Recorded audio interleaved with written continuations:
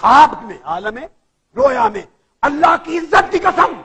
تاجدار کائنات کے نالین پاک کی قسم، عالم نبی کریم رؤوف الرحیم صلی اللہ تعالیٰ علیہ وسلم کے نالین کی بہت سی برکات ہیں اور اس کی بہت سی شان ہے، اور اس کی تعظیم کرنا، اس کا ادب کرنا ایمان کا حصہ ہے۔ لیکن یاد رکھیں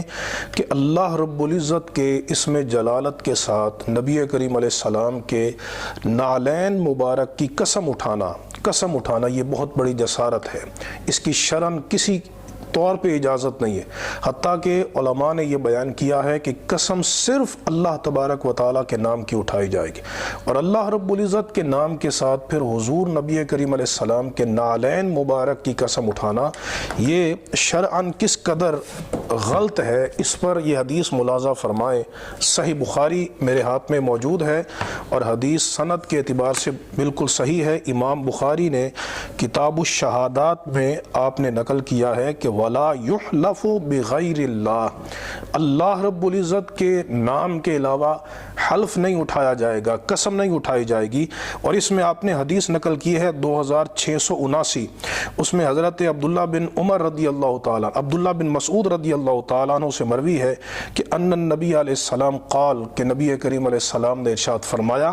من کان حالفا فلیحلف باللہ او لیصمت،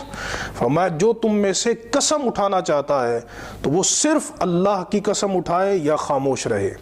یہ جو اسلوب ہے یہ اسلوب حصر کا اسلوب ہے کہ وہ صرف اللہ تبارک و تعالیٰ کے اسم جلالت کی قسم اٹھا سکتا ہے، اور اس کے علاوہ کسی قسم کی قسم اٹھانا یہ اس کے لیے جائز نہیں ہے۔ جس طرح نبی کریم علیہ السلام نے حصر کے اسلوب میں فرمایا من کان یؤمن باللہ والیوم الآخر فلیقل خیرا او لیصمت، فرمایا کہ جو اللہ اور آخرت کے دن پر ایمان رکھتا ہے وہ اچھی بات کہے یا خاموش رہے۔ یہ حصر کا اسلوب ہے۔ تو یہاں سے معلوم ہوا کہ اللہ تبارک و تعالیٰ کے اسم جلالت کے علاوہ کسی اور چیز کی قسم اٹھانا، بھلے وہ اپنی ذات میں معظم ہی کیوں نہ ہو، یہ جائز نہیں ہے۔ چنانچہ یہ میں آپ کے سامنے سنن الترمذی کی حدیث صحیح پیش کرنے لگا ہوں۔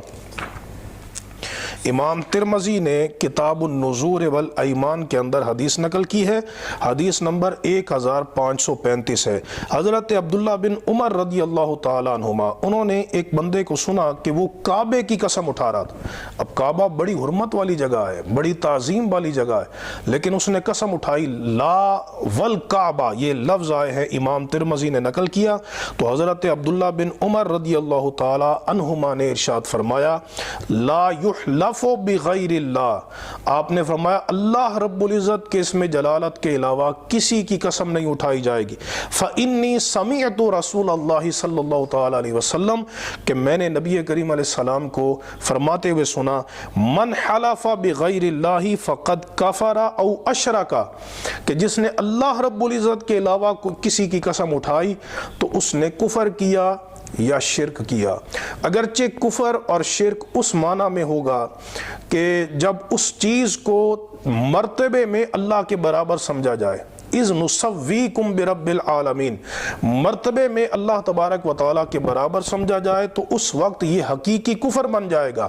شرک بن جائے گا، وگرنہ یہ کبیرہ گناہ ہے، یہ حرام ہے، ممنوع ہے، اور یہ بہت بڑی جسارت ہے۔ کہاں اللہ تبارک و تعالیٰ کی ذات اور کہاں نبی کریم علیہ السلام کے نالین، اس سے یقیناً حضور خوش نہیں ہوں گے، بلکہ سرکار دو عالم علیہ السلام کے قلب اطہر کو بھی تکلیف ہوگی، چونکہ حضور کے دل میں اللہ تبارک و تعالیٰ کی بہت تعظیم ہے۔ اللہ تبارک و تعالیٰ ہمیں حق اور سچ پر عمل کی توفیق عطا فرمائے۔ وآخر دعوانا ان الحمد للہ رب العالمین۔